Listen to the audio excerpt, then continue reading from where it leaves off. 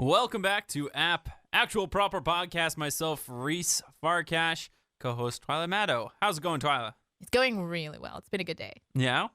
How's your day been? I mean, it'd be pretty good if I didn't, have a sunburn because, it's getting summer out. Like, here on the island, our spring lasts, 2 weeks, and then it's just summer, and you just burn a lot, especially when you're, super pale like I am, and when you have to, work all day in the sun. And then, of course, you want to, do stuff outside. You want to go play catch. You want to go for a walk. You just want to have fun. You burn, like I do.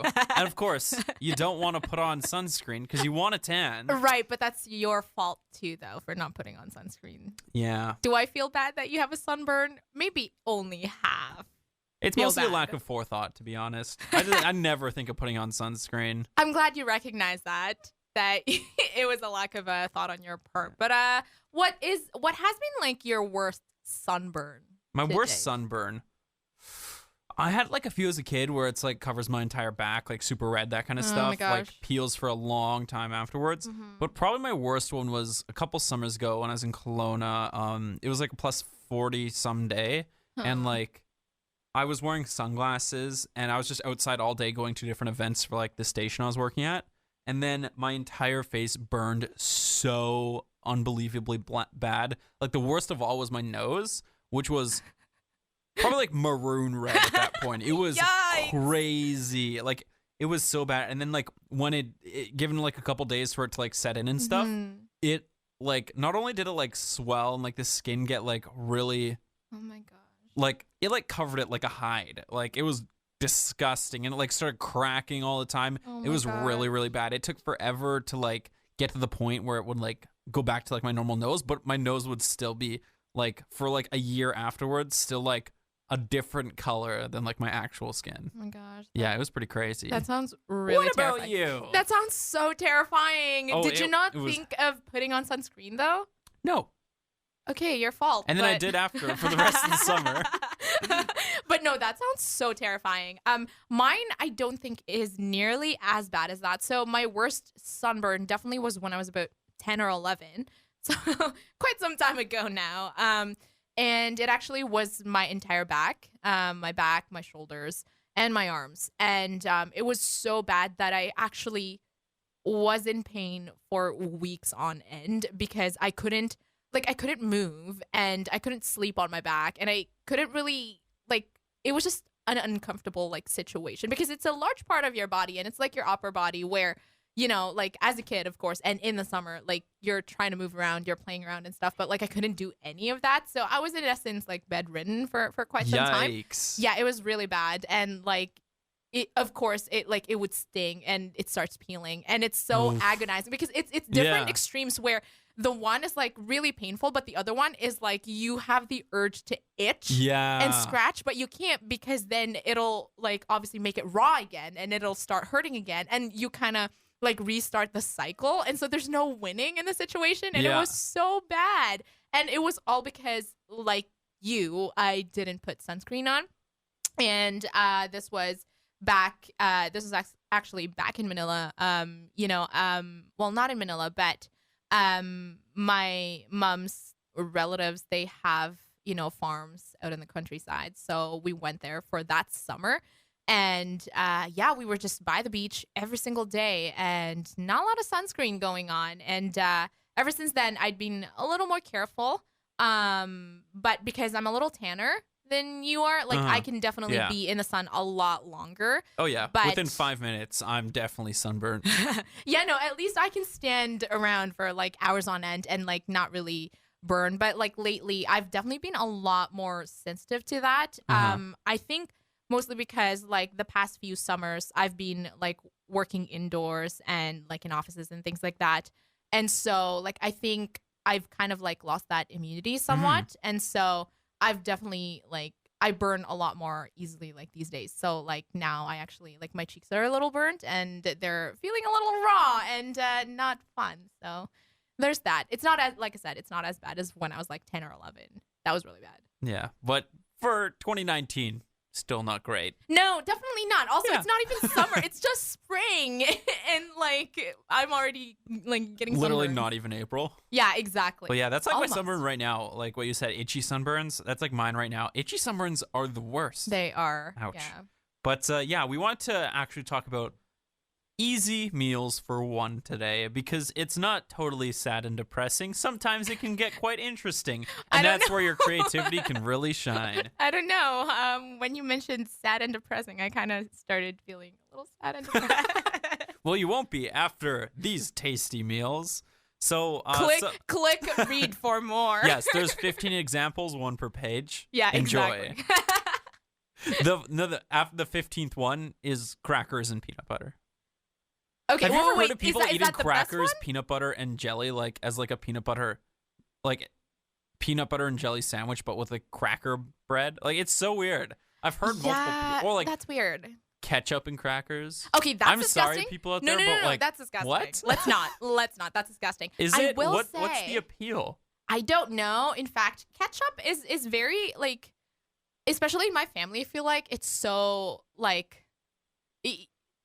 There are two camps in my family alone. Like one camp absolutely loves ketchup and puts ketchup in everything, and ketchup flavored everything is a must for them. And then the other part is just like no ketchup whatsoever. I tend to fall in the middle of that where I can definitely have ketchup with like my fries or like my tater tots, you know, but like I'm definitely not gonna have ketchup with like my eggs or like other things that is inappropriate to put ketchup on. No, like let's not put ketchup on steak. That's what a disgusting. ruiner. Yeah, exactly. No, but definitely a one meal, and this is like a breakfast thing, but like, and I've been doing it lately actually, is avocados with Greek yogurt and like maybe like other kinds of fruits, like maybe bananas or like berries and stuff, and then put granola, like just granola in there, and it's so good. It's so filling and it's so easy, and just like put it in a mason jar, like take it to work with healthy you. Too. Yeah, it's pretty healthy, but it's also like really filling. So it's definitely not as sad and lonely, but like it's so good, and I'm just a fan. So I've been doing it lately. Yeah. So other easy one-person meals, like instant ramen. That's always a classic. Yes, it's so good. But you always also gotta have some on hand, even if you aren't just like yourself. Always gotta have some on hand. You never know. For sure, but also like you can definitely always amp it up with some green onions or like or instant eggs. ramen. Oh my gosh, highly customized. Yes, it's so good, and it's so easy to do it too, and just like it's so easy to like feel bougie. Are you like, a sriracha stan? See, I'm also 50-50 on that. Like I can have it, but I can also just like I won't die if I don't have it, you know. So, but sriracha is pretty good. I like it. I gotta say, I'm largely impartial or pretty ambivalent towards it. I never got the hype, but anyway, like on Brooklyn Nine-Nine, instant ramen with like the uncooked little like crumbs on top. I've never tried it. Yes. And I don't say I want to though. No, but it's actually I want those pretty good. bad boys cooked in my tummy. Okay, gross.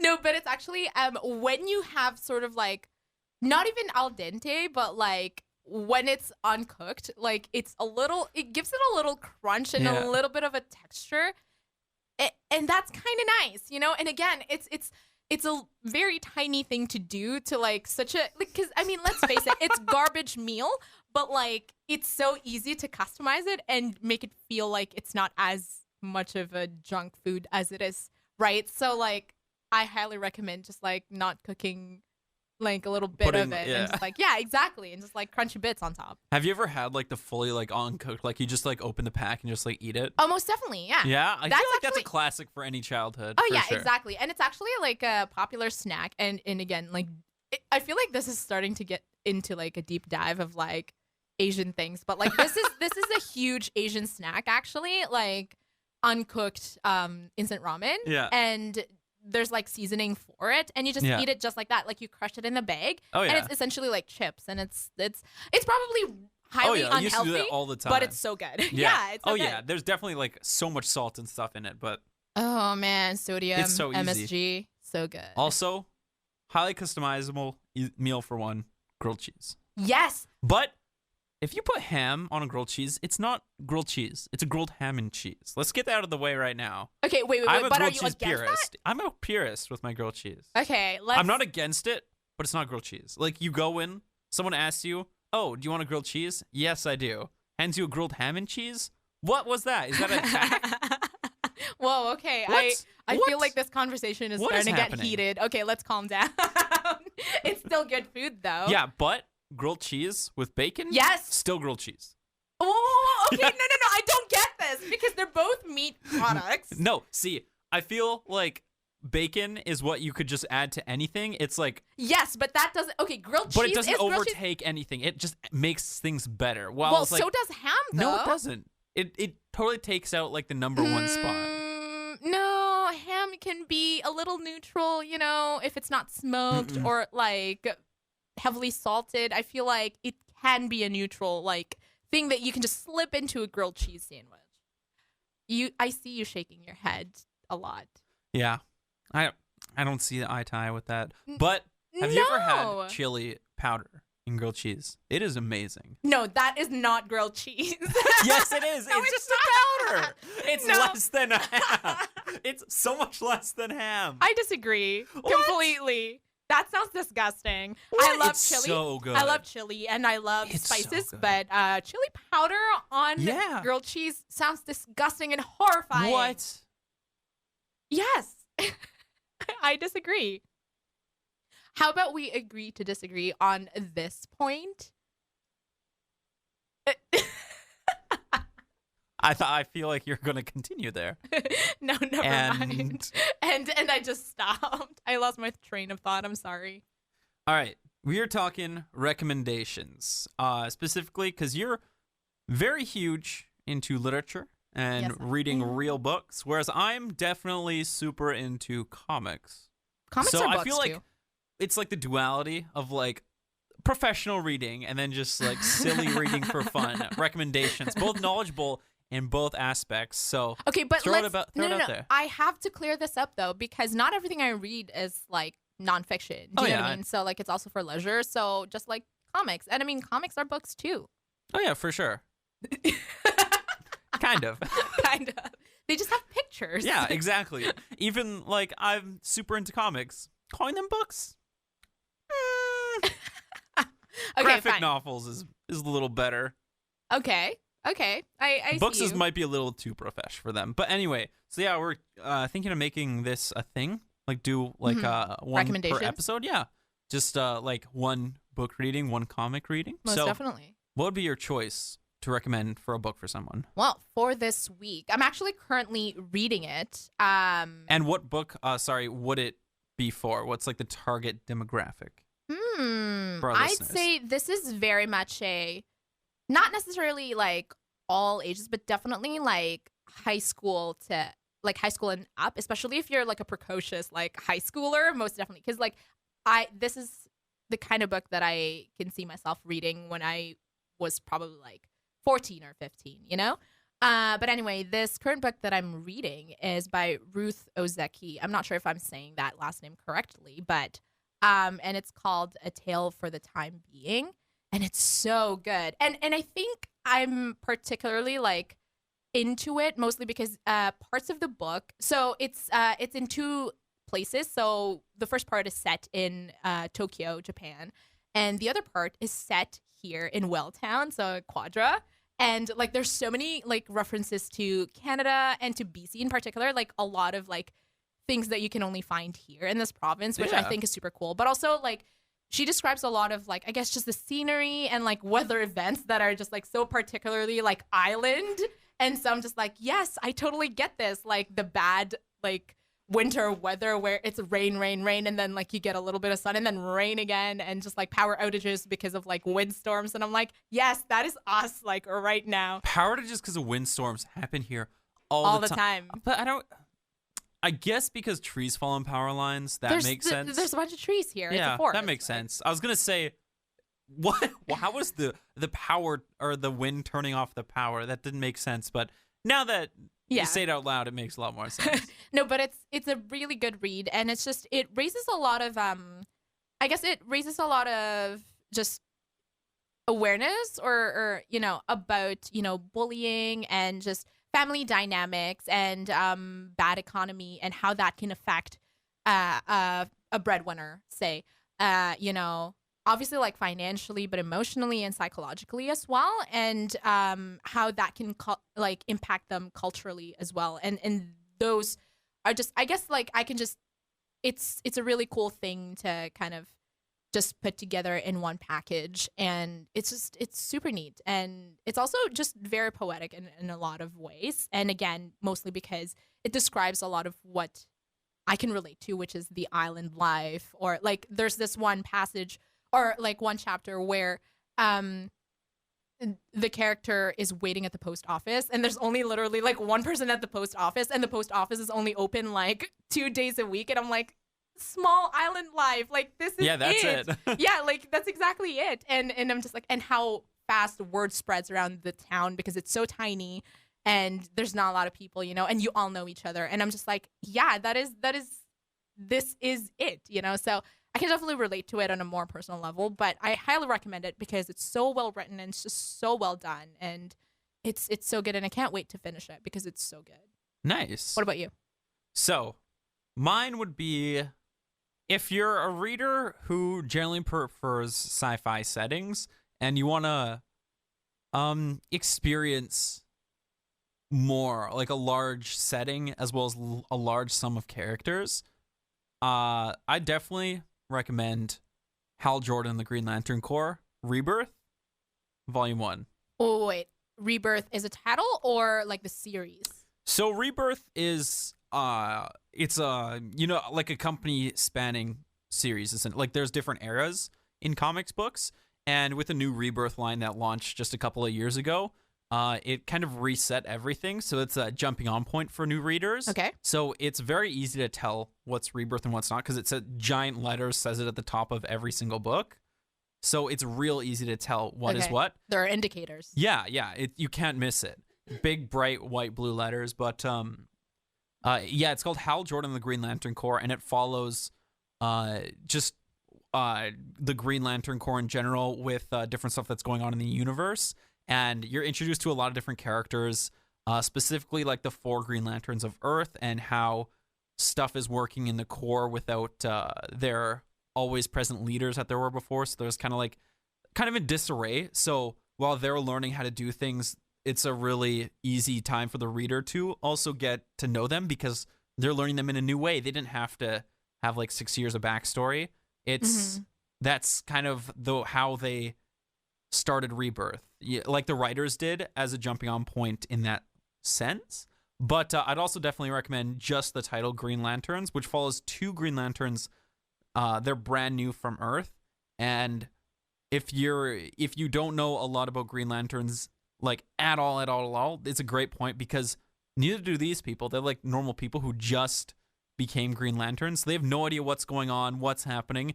And while they learn, I mean, you as a reader learns, and it's just very handy. Again, it's Rebirth Green Lanterns, and it's very good. It also tackles a lot of issues with a little bit of like Islamophobia as well as anxiety. The 2 different Green Lanterns, they have vastly different stories, and it's just a lot of pretty much relatable issues for like a lot of readers. It's very good. This is gonna sound like a noob question, but like, being a Green Lantern, like, does that mean like an alien race like chooses you, or like how does it work? How do you become a Green Lantern? So there's a variety of different factors, but primarily it's just if you're a being in a sector of space that encompasses like hundreds of different planets, if you have enough power, like willpower, as well as enough in you to counteract evil and to be brave, essentially, is to fight off your own fears, then you'll be chosen as the Green Lantern for that sector. And there's different circumstances. So there's like 6 from Earth, just Earth itself. But that was because the first one was Hal Jordan. He was picked due to his ability to overcome fear. Then it was Guy Gardner, who, from a writing standpoint, Hal Jordan wasn't doing so good. So then they wanted to introduce a new Green Lantern. So Hal Jordan was gone. Green Lantern came in, or he was still there, but it was just different circumstance. And then after that, we got Jon Stewart as a Green Lantern. A lot of the Green Lanterns you'll find, like lore-wise, was because, they just are doing different things that takes them away from their sector. So they need a different Green Lantern to protect the sector in the meantime.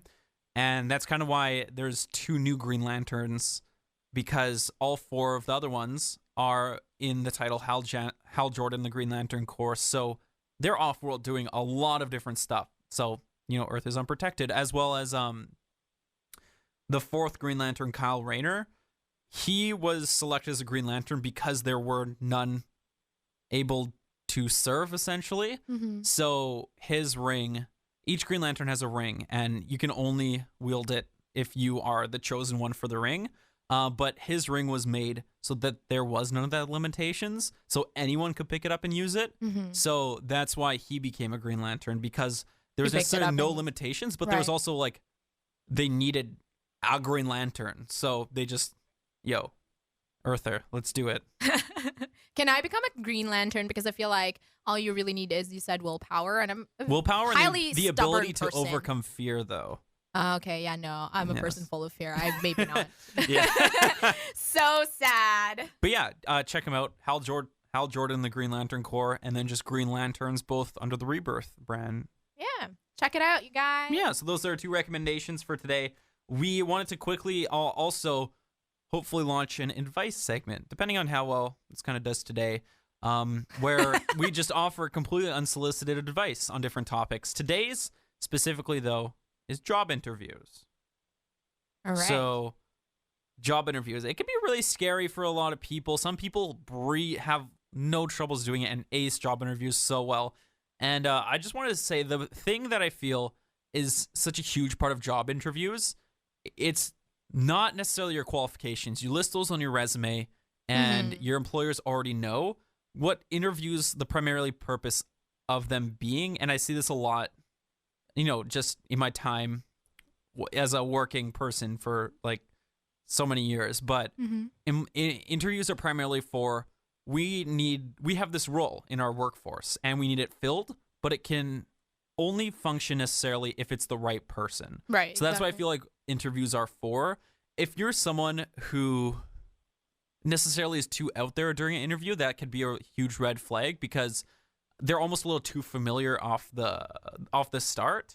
And I just feel like that employers kind of shy away from that so much, because if you're too out there too soon, then that could be red flags in employers' eyes. Like, this person could just be someone who like starts a lot of office drama, likes to stirs the pot, stuff like that, because typically those go hand in hand, not intentionally, but sometimes they yeah, happen. you're just always out there, always talking to people. That's fair. It happens. Yeah, that's fair. And that's why employers are a little skeptical of those people, because they just want a working workplace and a happy workplace all the time. That's like ideal for them. So that's why job interviews are primarily based on more or less character, I want to say, in my opinion at least. That's very true, actually. Yeah. So if you go in and you just are yourself, but primarily a normal human being, that's an ace of an interview right there.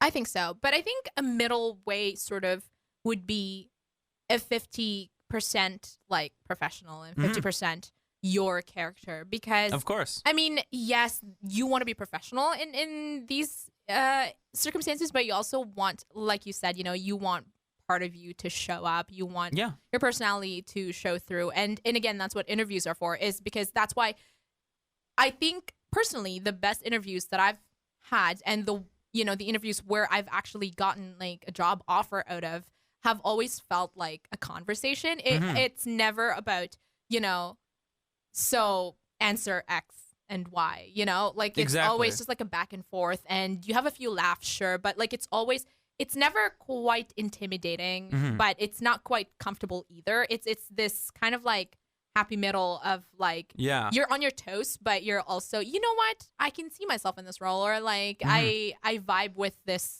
person that I'm having this conversation with. Yeah, like the person who's the interviewer, like a huge thing is just, vibing with them, because then they know that they would have no problems working with you, or like people they know would have problems working for you. So like a good also indicator is like, would I be comfortable with this person like just chatting at like a water cooler like they say? Exactly. That's always like a great indicator. Yeah. But also, and this just came to me, is like, I know that the biggest tip for people is, obviously get yourself ready for that interview, like know your facts, know the company that you're applying to, the job that you're applying for, right? And I suppose like the function like other people in that same department may have or anything like that. Yes, those are all important, but that's not all there is to an interview. And in fact, sometimes if you prepare yourself,